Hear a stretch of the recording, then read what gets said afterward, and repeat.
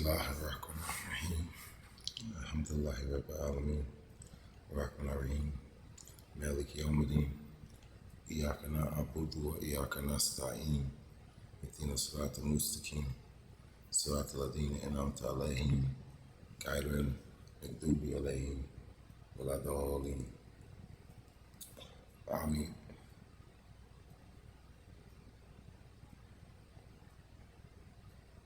In the name of Allah, the most graceful, most merciful. All praise be to Allah, the Lord of the worlds, the most graceful, most merciful, Master of the Day of Judgment. He alone do we worship, and He alone do we seek for aid. Show us the straight path, the path of those who have received your guidance and your mercy, and not of those who have incurred your wrath and gone astray. Amen.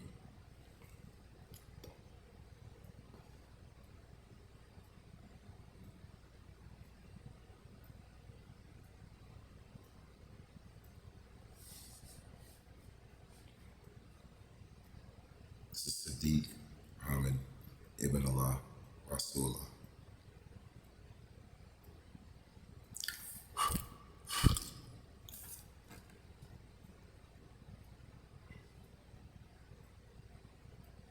Holy Messenger,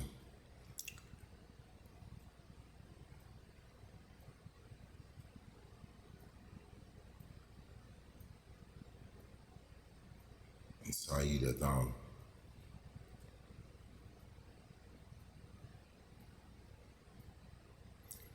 the authenticated call to Allah.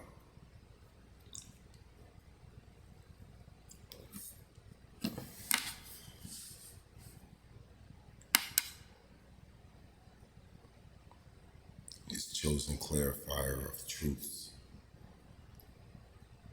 and etiquettes,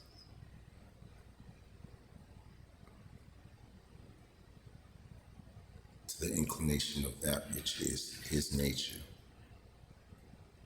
to show in clear view and point that even that which has been programmed in the mind of deception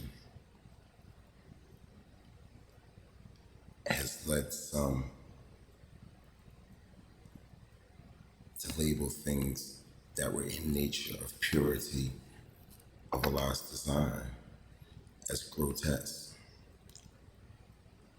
That the enlightenment of truth and that of the nature and plan and will of that which Allah had manifested in creation through Adam.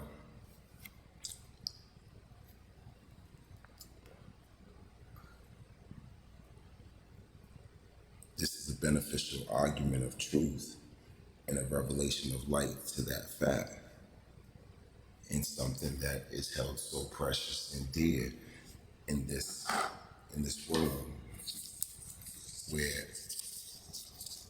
most do not communicate with their logical sense of understanding that this is the trial before you go see that which granted you the ability to have something to get judged by, life. And it attacks the sense of one of the things I said from the beginning before anybody even knew who I was. And now it's time to clarify and show the etiquette and truth of it and the reasoning of it as it's written in the seal. And I expect this to be more comprehensive to those who call themselves believers of the true faith and of those who are of the Islamic inclination in Muslim life, according to the first etiquette of trusting in Allah and knowing that Allah is Hakim, the all-knowing. And in that knowledge, He is the absolute Hakim, truth.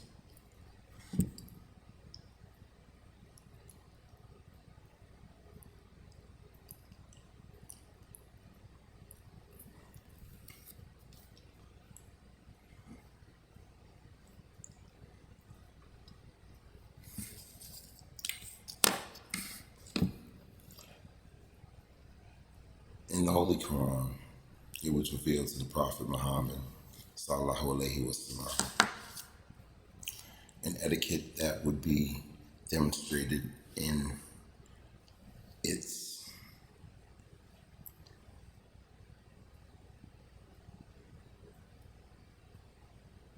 developmental performance of what Allah has stipulated as permissible, righteous, and true according to the natures of you who are versed in the law of man,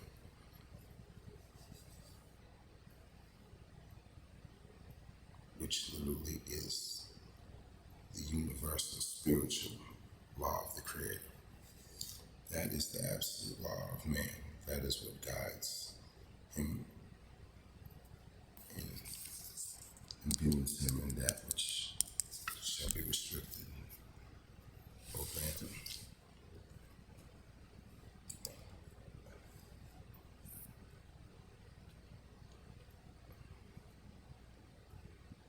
Common knowledge that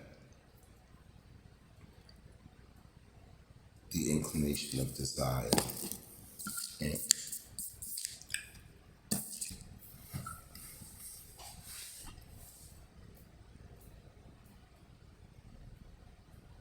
attraction of want of intimacy is created within the time that we go through our changes from what you could call still a degree of infancy into adolescence. And a lot of times we see the results in society through a lot of adolescent pregnancies, malicious sexual rebellion in a younger generation of women and even young men. And we see these things more commonly, but yet we still want to act like it's an uncommon truth.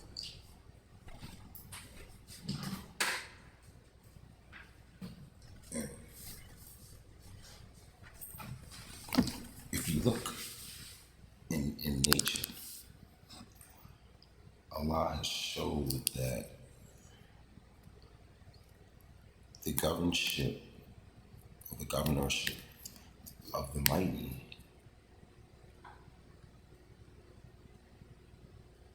is in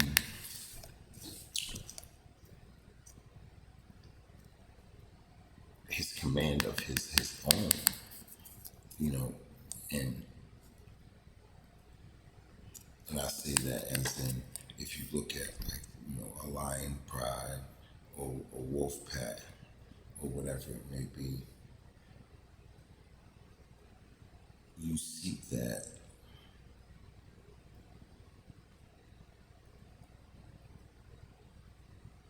the alpha performs where he obtains his mate in the pack out of that which he chooses in his own stuff. You know what I'm saying? And same thing with lions, or if you look at other demonstrations of it within nature. But in relation to what we see within our own population, we notice that there is a higher rate of these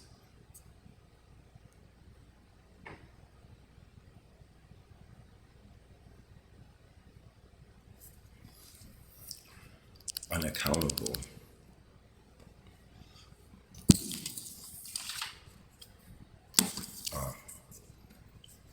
results to the following of the progression of sexual nature, especially in homes where the boundary lines are not drawn of what is the proper etiquette of how things should be handled under the will of the law. So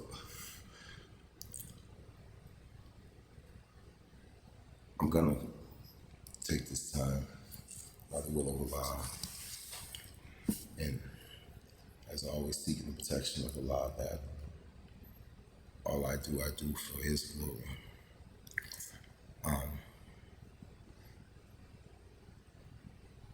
But I want to go on to clear up some of the points of some of the etiquettes that I made about marriage. You know, within Islam and how it applies to the truth of one's nature, and how Allah has already set the bounds and restrictions and the rules and the etiquette of how it should be handled so that we don't fall into misguided traps of inconvenience.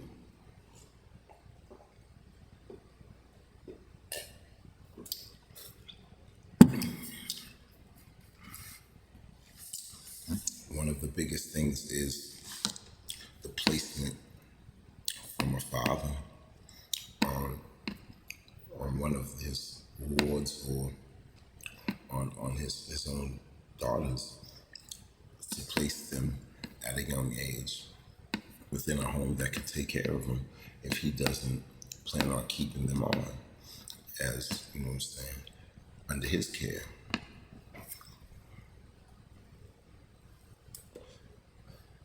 So in doing that, it takes the young woman at a young age and provides her with somebody that can lead her in life in the education of being a caregiver, a mother, a wife, a support, you know what I'm saying, even a career-based support, depending on what the situation is, but a home built by one who is directed by the will of Allah, one who is directed by understanding that the law of Allah is what governs us in life, and that He has given us instructions of the bounds of permissibility and that which will lead to His displeasure. So He gives us a clear view of it if we read within the scriptures of the etiquettes and the laws that are already set forth. And again, like I said, so I refer us to chapter 4 of the Holy Quran, which is Al-Nisa, or the woman, where it gives the prescription of what is permissible for marriage, and then also gives the clarification within its text of why it was stated, how it was stated. And so the law of marriage within Islam is laid plain in the terms of regulation in this book. And it starts off and it says, Bismillahirrahmanirrahim, with the name of Allah, the most gracious, the ever merciful, I commence to read Surah Al-Nisa. So with the name of Allah, I commence to read, and how it was written. Observe, you people. Take as a shield your Lord who created you from a single being, and from the same stock from which He created the man, He created his spouse. And through them both, He caused to spread a large number of men and women.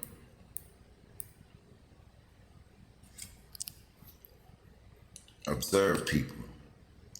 Regard Allah with reverence, in whose name you appeal to one another. Literally, in whose name you marry, in whose name you claim, in whose name you appeal to bound you to any oath or vow. He says, O people, regard Allah with reverence, in whose name you appeal to one another when you make promises to each other. And be regardful to the ties of relationship, particularly from the female side. Verily, Allah ever keeps watch over you. So you see, the first thing that Allah does is He removes the tie of kinship within the procreation aspect of life. He removes that claim of ownership as in relation to that more of an obligation of property that needs to be instructed so that it can do that what it was designed to do, which is to give glory to Allah in support of her mate, her husband, you know what I'm saying, her partner, so that he can further the cause of Allah, because she will realize in her humility that was submitted to her at a young age by watching one who walked in the path and the light of Allah and taught and instructed her through the path of Allah, even with the help of an older wife, you know what I'm saying, in company thereof, within the permissibility of what was given, that also had a firm hold on Allah. You know what I'm saying? It would be able to instruct and develop one who was kept in purity, one who was kept in purity into the the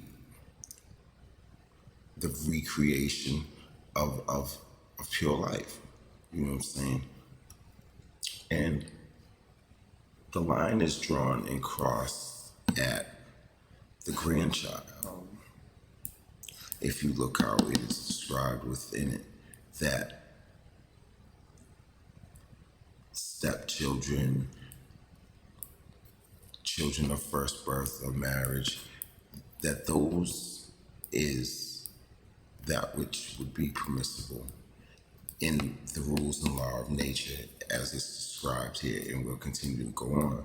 But if you look at what it says, take as a shield your Lord who created you from a single being, and from the same stock from which he created the man, he created his spouse. And through them both he caused to spread a large number of men and women. So literally saying that through which their child they produce, they continue to produce, and then from there spread out, and that's where those continue to marry and were passed off into marriage. And it goes to show how Allah has guided us to what could be seen in this world is completely grotesque and impermissible and just disgusting. And if you look at it in the simplicity of what it is guided and directed and what the purpose of it is for and how it even reflects in nature of the things that we see all the way around us, we'll realize how far stretched our belief of what is wrong is from that which is correct and universal truth of Allah's guidance and what he has set forward to us. So it starts to make us question all the other things that we look at and we think is okay that aren't, and the things that aren't okay that truly are acceptable in the glory of Allah, because that's why he gave the ability of the performance thereof. So we have to look at the clarification of what it's saying here, is that after that first generation, they were no longer permissible. So the grandchilds, you know what I'm saying? The grandchildren, that which he had created, through that which he had created, everything after that would be that which was spread out. And that is going back to the originality of creation, of how man was started. So if you look at it in that truth and light, you see where Allah has made a lot more contingencies of more practical acceptance for those that couldn't believe it to that far stretch of inner bloodline relationship, I guess you could say, as decreed within the light of Allah. So he brings forth the aspect of the step families and the orphans, you know what I'm saying, and how the development of gaining of that property as a ward would generally make it where that ward becomes permissible for him to have as his wife, or to find an adequate, you know what I'm saying, spouse for at a young age that would give him an extra financial stability to be able to care for, you know what I'm saying, the family that he has and what he's grown into. Or at that aspect, you know, it used for, you know what I'm saying, for the retention of the bride, if that was what he was going to do in taking it from the step parenting position into one of marriage, according to the commitments of the law. So we speak of these truths in light of wanting one to see how, if one greater truth is true and acceptable in guidance, that one might have to accept that the ones that they don't like are still absolute truth. What I mean by that is, I know a lot of brothers and everything out there, they like when I sit there and talk about the fact that when you're doing what you need to do, when you have to do it, whatever. In Allah's eyes, there ain't nothing wrong with that, because of the fact that under His law, you're providing and taking care of what you need to out of that which He has given you the ability and the provision to perform an action. So it's acceptable and likable there. So don't accept truth on one side of the things that it changes and makes more commonly accepted, if you're not going to accept it in the things that you might not be able to look into the truth of it beyond that which is of your own guided opinion and misguided truths in the acceptance of this world's judgment. Okay.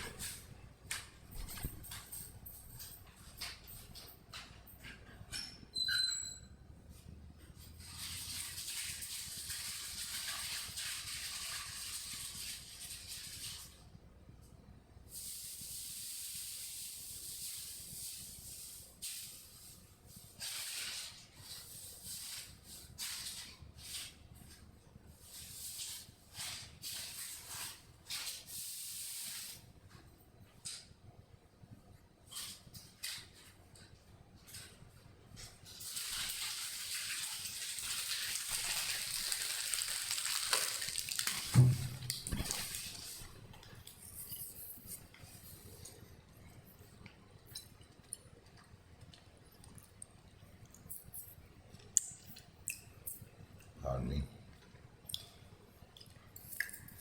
Had to get some sour patches.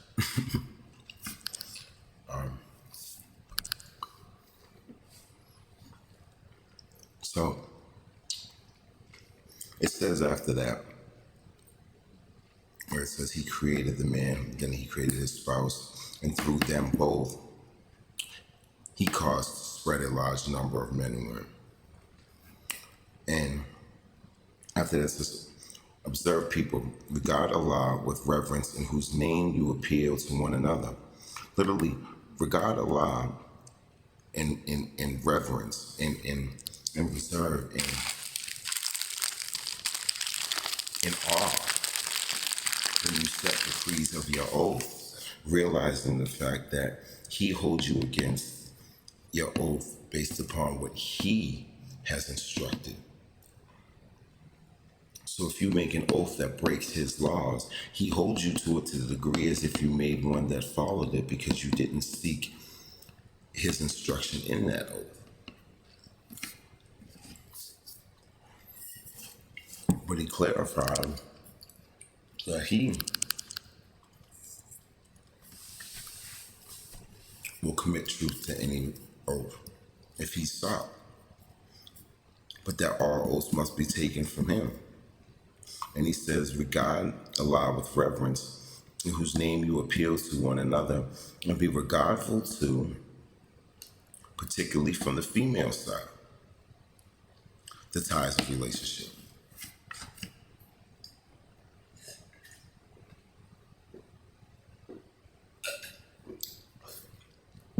Literally meaning, even on another note,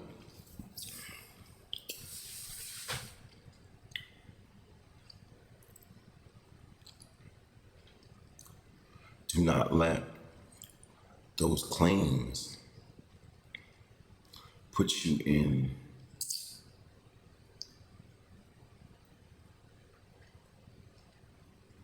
a way that you would rather perform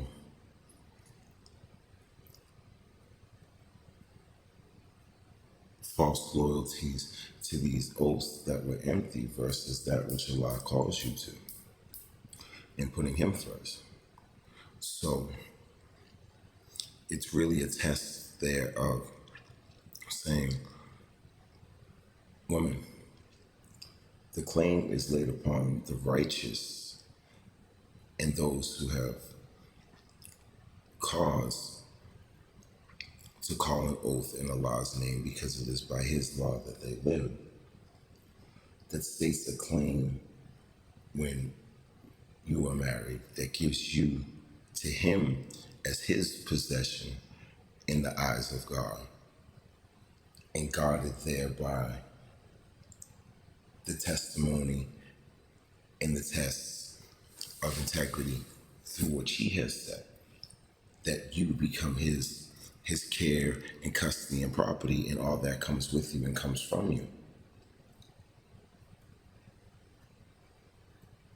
And I understand that to my sisters and my women, they probably be like, that sounds like a crazy level of submission and a crazy level of just being, so I'm just his and it's whatever.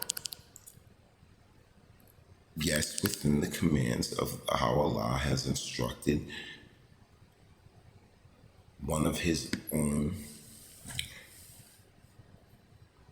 literally meaning a man that has embraced Him and studies Him and reaches for Him and brings that into guidance and counsel amongst his every decision and situation, that yes, that is exactly what it is. You would want to serve and worship that which you know can give you eternity of pleasure and bliss, comfort and enjoyment, and all the things that you could seek. You can't tell me that, women. You can't tell me that you wouldn't. If you could make a wish right now, I'd be like, listen, you know what? If I could have it all, and all I had to do was just find a man that could give it to me, and I just got to do what he's there. I just got to be there. So whenever he says whatever, and boom, and we just got it. Hell yeah.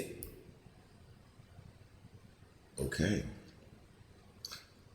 Well, for the man that builds that type of relationship with his creator and is seeking to have that, that is your safest and best bet of obtaining the goal of that wish.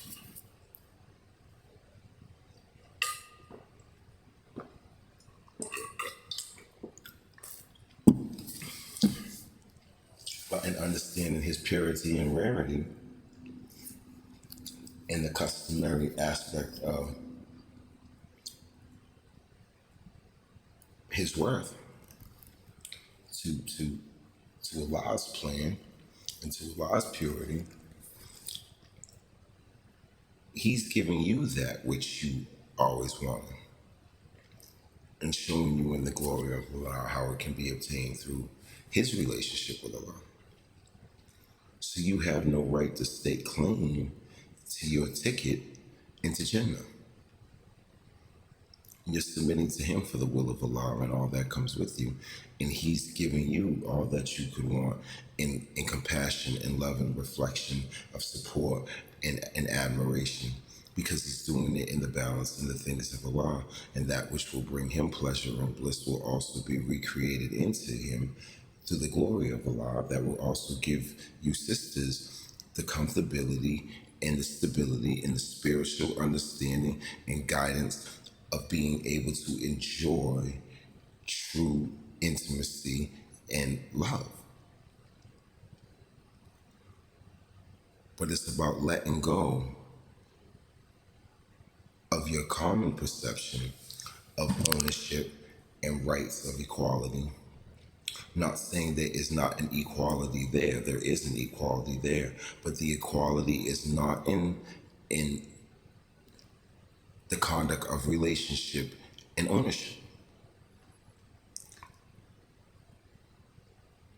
It is not equitable in that aspect. At that point, yes, you belong to him and he belongs to Allah.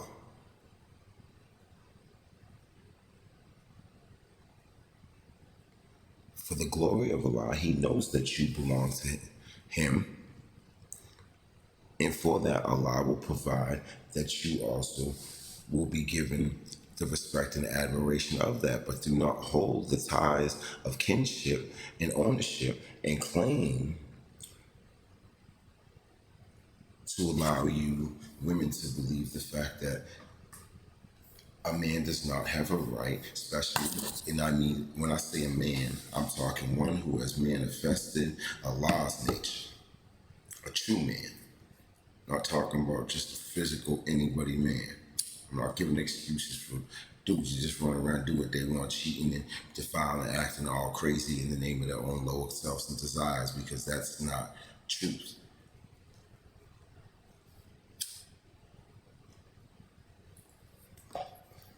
I'm talking about one who is the true Muslim, one who is truly guided by Allah subhanahu wa ta'ala. And my Muslim brothers and sisters understand completely 100% what I'm saying in this.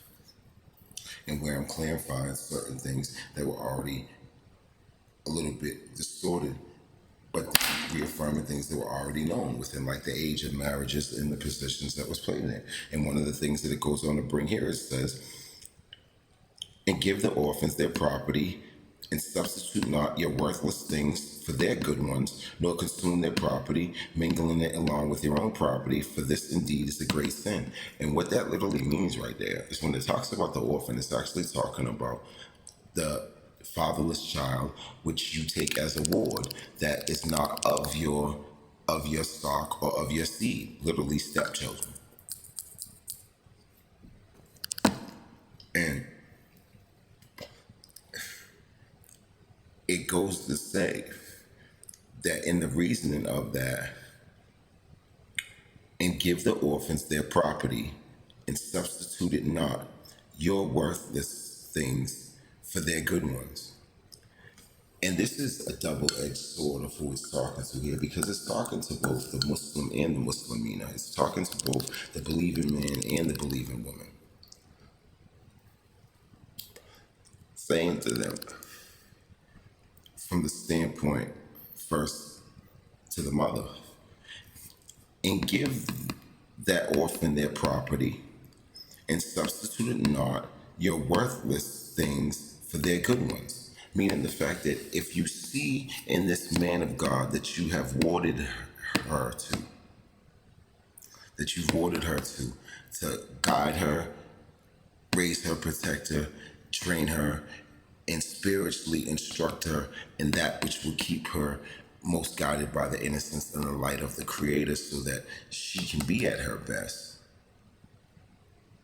And you know that you had to come into the life of that and meet it at a stage where you had to relearn that which they could learn first. Don't substitute your own egos and prides and claims of ownership to design, to deprive that which you say that you love and created to have that which you would want for them, which is what you want for yourself.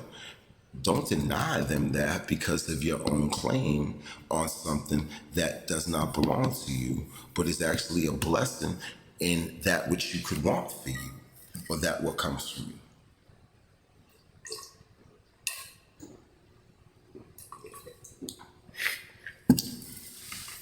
A good father stays a good father.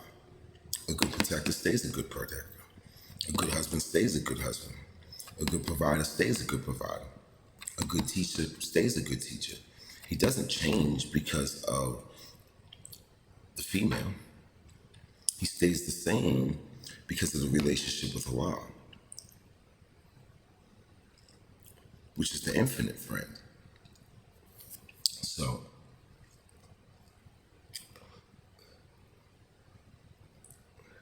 one of the first things women need to get over to be able to find the truth of that which is really impermissible in the eyes of Allah and what isn't is their claim of ownership to that which they bond themselves to. in marriage, whether it be universally or constitutionally.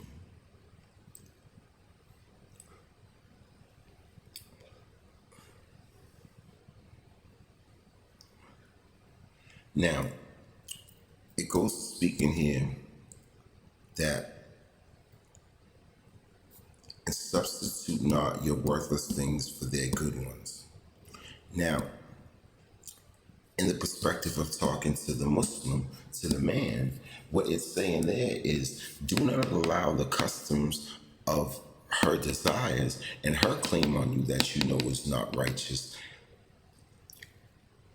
to force you to deny giving that orphan the right of being led and instructed in the way of Allah and in the way of truth by that which she knows and already loves and trusts, and continue it to the glory of Allah, to bring forth that which they can set in purity to bond with someone else that will bring forth the glory. You see how that administers where, like I said, up to the grandchild. So in the step aspect of it, or the orphan, it alleviates and removes that tie of kinship on both sides, only making it one side, but it's still an extension of that which is permissible. So, therefore, again, it stops at the grandchild. So, now we get into the question of the age of what becomes permissible of the orphan. If we accept the fact that everything that was said so far is the truth and revelation, and in reality, according to that which was written in the book, and the explanation thereof of how we see, even in common desire. And one of the things I'm going to throw out there before we get into the age category is you don't know how many times I myself included, and I see it all the time with my brothers, that they'll see a female walk by and go down the street and they'll be like, yo, she's gorgeous. Now that's like wifey material right there. And your man be like, yo, bro, she's 14. And you like, what? Man, I tell you what, a couple more years from now, it'll be over.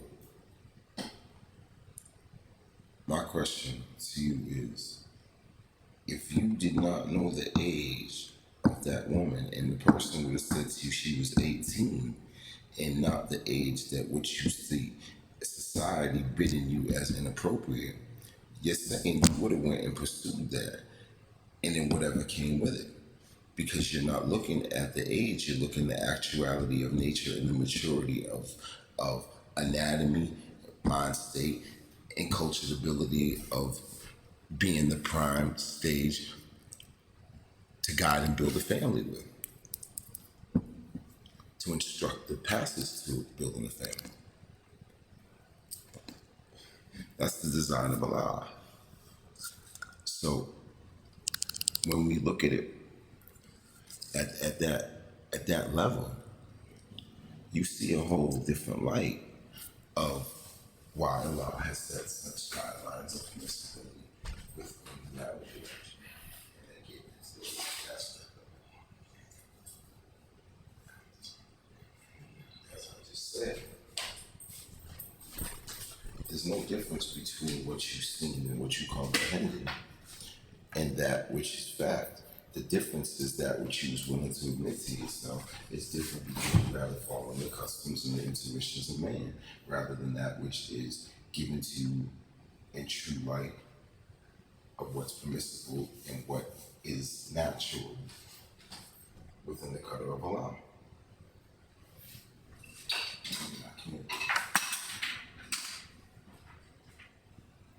I can't call it any other way than truth.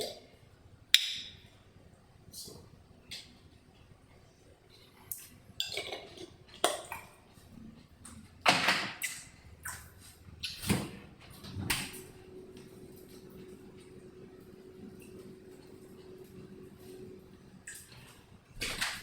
I tell brothers and sisters that absolutely.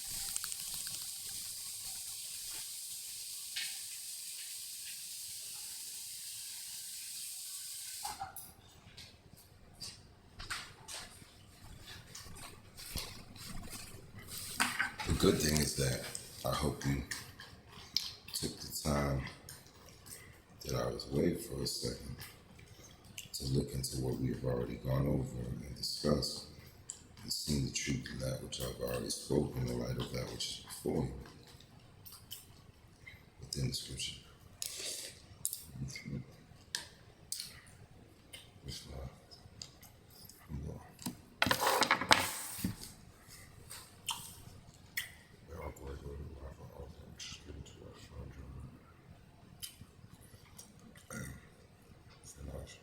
okay.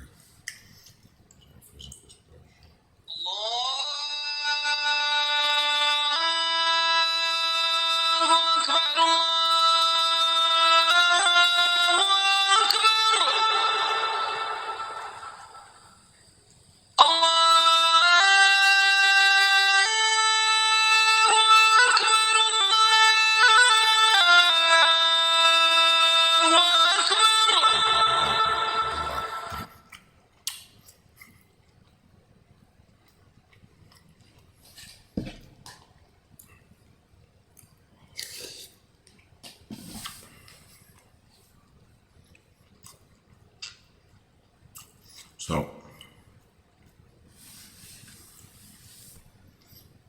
it goes to tell us that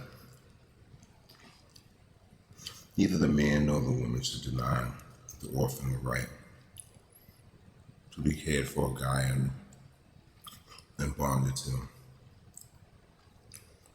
that which she was warded to in her years of youth. She should not be denied nor afforded the same custom, common courtesy, comfortability, and protection that the mother or the wife also enjoyed upon herself through the glory of Allah.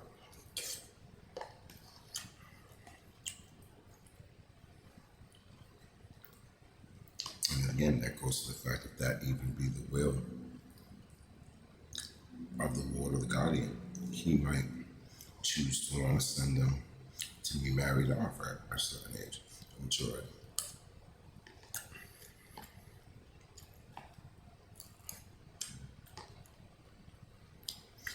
To somebody that would care for them in a spiritual manner and in a reflection of that which he also would himself, if he was to have kept them, because they would be in the glory and the fashion of that which Allah has prescribed and set as etiquette within the book.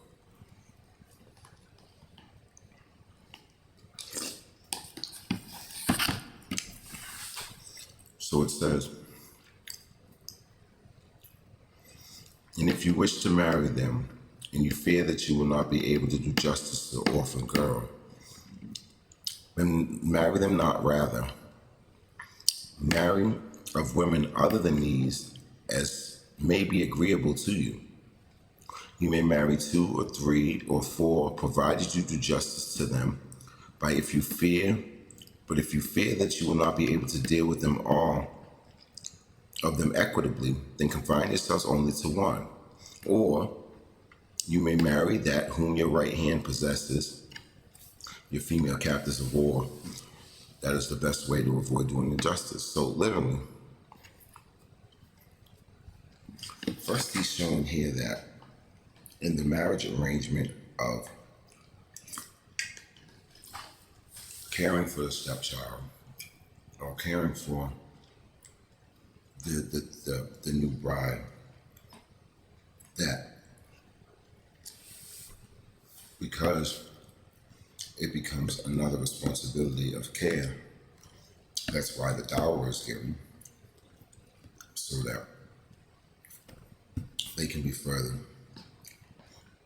cared for with the rest of the family.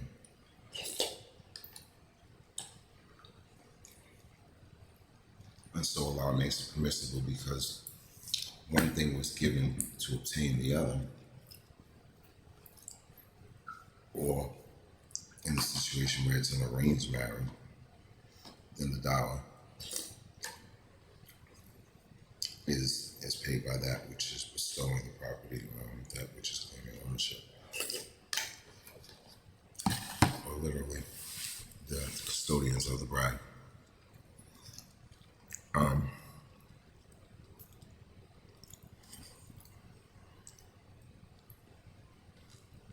But it makes it permissible to marry more than one, or have more than one wife, for the purpose of financial, emotional, and even spiritual support within the ummah of the family, of being able to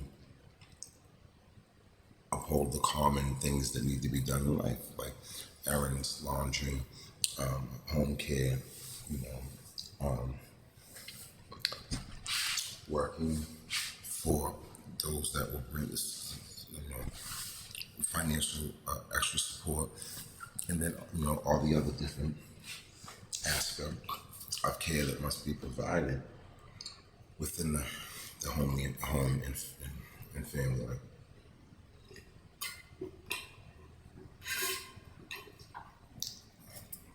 Within an established uniform of Allah's will.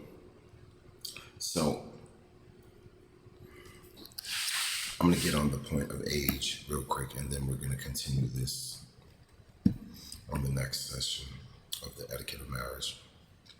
But I want to show you here, we just clarified the multiple spouses and the regulations and rules and guidelines of what Allah expects from those who claim these rights and the usage thereof, because then they're claiming upon themselves that oath of that which they reverence and make that claim in front of, which means literally at that point in time you're taking on the judgment of Allah, and He's going to weigh whether or not your actions are true and poor, are true and pure, or if your judgment is being lustful and excuse me, non-agreeable to the will of Allah. So he goes to say here that if you fear that you will not be able to deal with all of them equitably, and then confine yourself to only one, but that you also may marry your female captives of war, or that which your right hand possesses.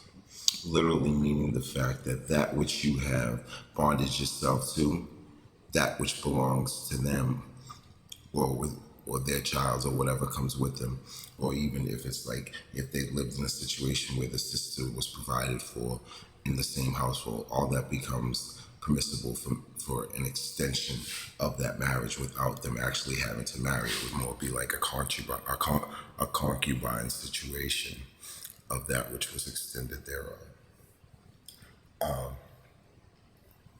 And that could also even be the situation with the orphan, but because it is a virgin and a maiden, it's supposed to be in proper due form of claim, and that's why that would be where the marriage would have to be consummated within the universal claim. So, but it goes to say,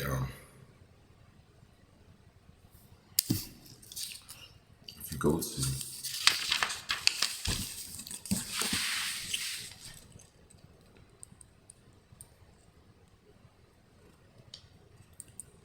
He says, and keep on testing the orphan until they attain the age of marriage. Then, if you are perceived in them sound judgment, deliver them to their property, and do not consume it extravagantly and hastily as they go up, fearing least that they should claim it when they attain the age of marriage. And let him, the guardian, or the ward, the one who has taken the child on, in this case, we call them step parents or whatever it may be, or foster parents, who can afford to do without. Let him avoid remuneration, excuse me. But he who is needy may charge reasonable remuneration with equity. So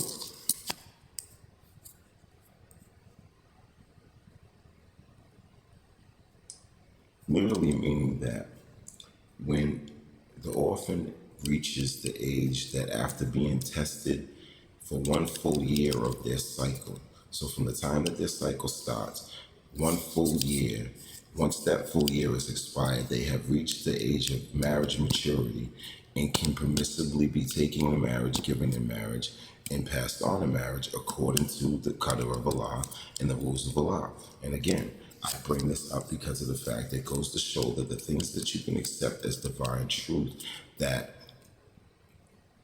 you're already doing don't seem so bad when it goes against what people see as custom of right and wrong. And I bring it up to people that are hustling and whatever else they may be doing in their leisure and in their recreations.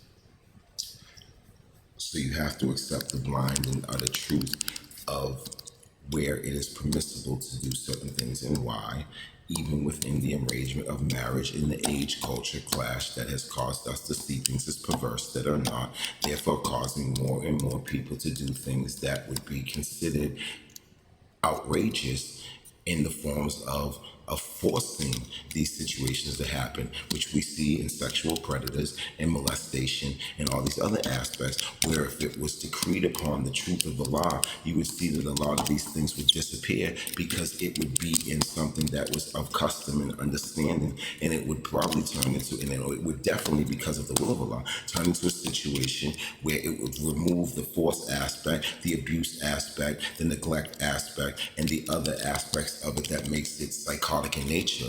It would remove those things because it would be guided and permissible within the rules and the governing of Allah and how He has instructed it to be, where literally it's a passage of property, of care and love, and the only thing that changes in it is the ability to procreate with it in intimacy. At that point in time, it's like, okay, what really changed? Why are we so distant from the truth of life? And this is the clarification that Allah wanted brought to things. That if you can understand what I say in other aspects of the revelations of righting the things that are wrong within your civil and constitutional duties, why can't you see it within your natural spiritual duties of that which you obtain as beautiful for marriage and what you have claims to within your sexual relations of the extending of your family and the expansion of your family within the cause and the will of Allah. So that is the beginning of the setting of this etiquette and where the clarification is at within the book for those that want to research it and look. Any questions that anybody may have when I share the videos with you and send out, you can always hit me up and ask me a question and I'll answer it according to that which relies upon what the Allah guides and directs me, so that it be the purest and truest answer of that which you can accept as sincere and trustworthy. So, with that being said, I'm going to close with the Al-Fatiha in English. In the name of Allah, the most graceful and most merciful. All praise be to Allah, Lord of the worlds, most graceful, most merciful. Master of the Day of Judgment. He alone do we seek, and He alone do we worship, and He alone do we seek for aid. Who is there that can intercede in His presence except by that which He wills to admit? He knows that which appears to all. I stuck for one. I ended up doing the cursing. But if I did it, it does not need to be granted forgiveness because it was in the qadr of Allah that that's what He wanted spoke at that moment that gave clarification of all things. So I'll continue with how I was. In the name of Allah, the most graceful, most merciful, all praise be to Allah, the Lord of the worlds, the most graceful, most merciful, Master of the Day of Judgment. Thee alone do we worship, Thee alone do we seek for aid. Show us the straight path, the path of those who have earned Your guidance and Your mercy, and not of those who have incurred Your wrath and gone astray. I mean, Allah, there is no God but He, the living, the self-subsisting, eternal. No slumber, no sleep can seize Him. His is all things in the heavens and the earth. Who is there that can intercede in His presence except by that which He wills to reveal? His throne does except by those which He wills to admit. He knows that which appears to all his creatures as before, after, and behind, nor is there any that can encompass his knowledge except by that which he wills to reveal. His throne does extend high above the heavens and the earth, and he does not tire nor fatigue in guiding or protecting it, for he is the most high, supreme in glory. Amen. Amen. This is Sadiq Hamid Ibn Allah Rasulullah.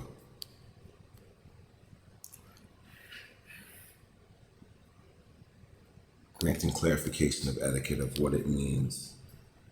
You have to completely change your way of seeing things to the point where, as Allah has described here, that literally,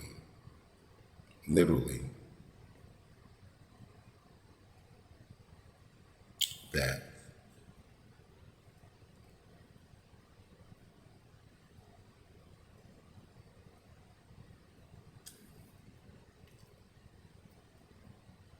He is the shield that literally will provide you a way of light out of even the strangest forms of darkness.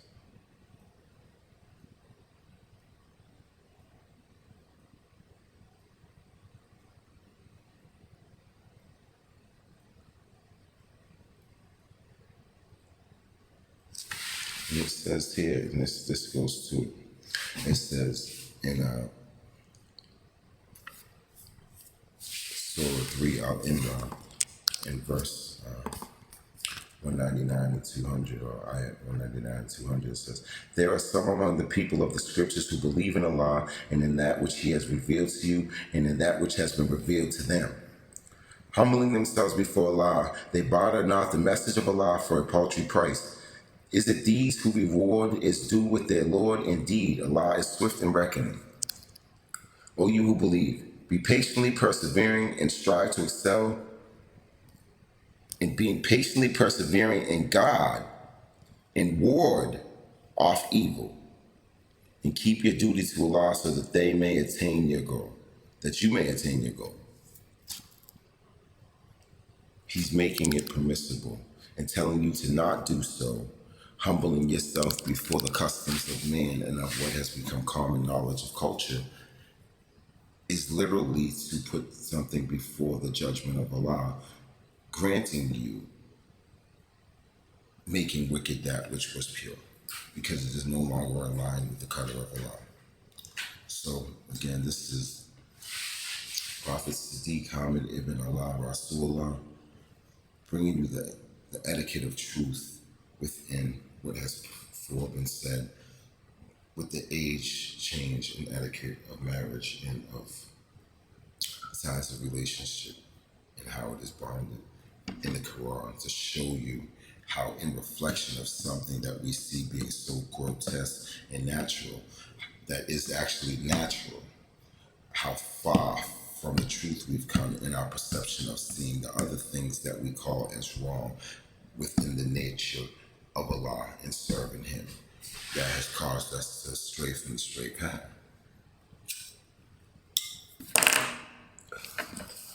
Assalamu alaikum wa rahmatullahi wa barakatuh. Subhanallah, subhanallah, subhanallah, alhamdulillah, alhamdulillah, alhamdulillah, la ilaha illallah, Muhammad Abdul Rasulullah, la ilaha illallah, Muhammad Abdul Rasulullah, la ilaha illallah, Muhammad Abdul Rasulullah, Sadiq Hamid Rasulullah, Hasbunallah wa lakil amir, Hasbunallah wa amir, Hasbunallah wa lakil amir.